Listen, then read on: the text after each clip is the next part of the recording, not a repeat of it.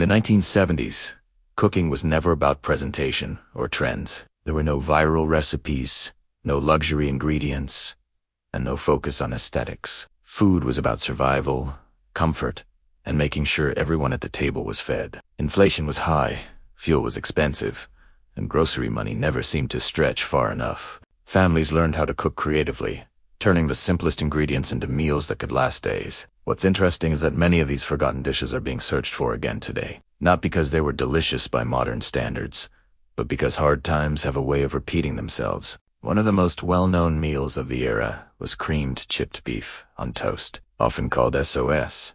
It wasn't elegant or subtle. It was salty, heavy, and filling. Thin slices of dried beef were cooked in a thick white sauce and poured over toast, creating a meal that could quiet hunger instantly. Tuna wiggle followed a similar idea. Made from canned tuna, peas, and a creamy sauce served over noodles or bread.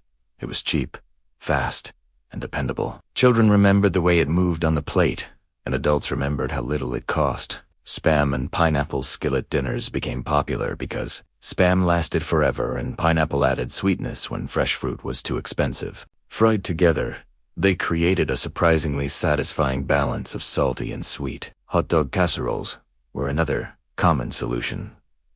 When money was tight, sliced hot dogs, canned beans, onions, and sometimes potatoes were baked into a single dish that could feed an entire family. Hamburger gravy was equally important, stretching a small amount of ground beef with flour, milk, and pepper, then serving it over mashed potatoes or bread to make the meal feel larger than it really was. Some 1970s dishes feel strange to modern eyes. Tomato aspic, made with gelatin, tomato juice, vinegar, and vegetables, was molded into decorative shapes and served proudly at dinners. It wasn't meant to be exciting.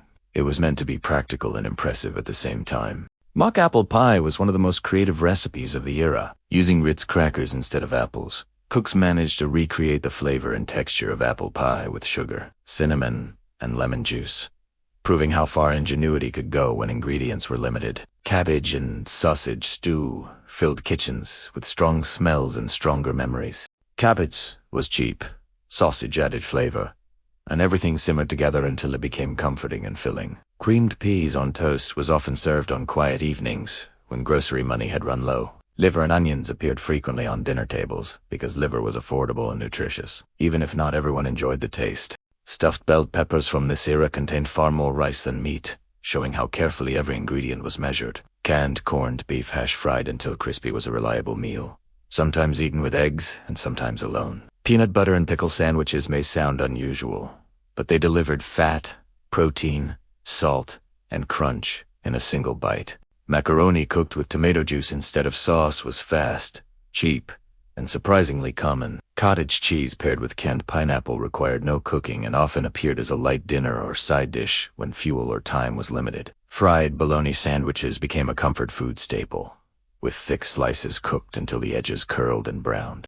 Leftover mashed potatoes were never wasted, instead turned into potato pancakes fried until golden and crisp. Eggs were an affordable protein source, so egg salad often served as a full dinner rather than just a sandwich filling. Jell-O with suspended fruit was not only dessert but sometimes a side dish, reflecting the unusual food trends of the time. Rice puddings simmered slowly on stovetops, made with milk, rice, sugar, and patience. Beans and franks filled stomachs quickly and cheaply after long workdays. Baked ziti without cheese may seem plain today, but pasta with tomato sauce and spices was enough to satisfy many families.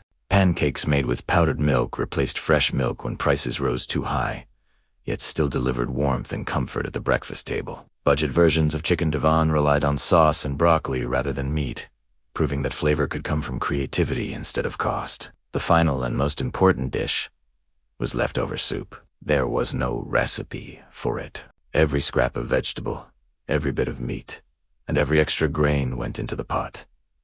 Nothing was wasted. Every bowl told a story of a household adapting and surviving. These meals were never glamorous and were rarely celebrated, but they carried families through difficult years. They remind us that creativity often comes from scarcity and that comfort does not have to be expensive. For those who grew up eating these foods, they are memories of resilience. And for those discovering them now, they serve as a quiet reminder that when times get hard, The past often holds the answers we are searching for.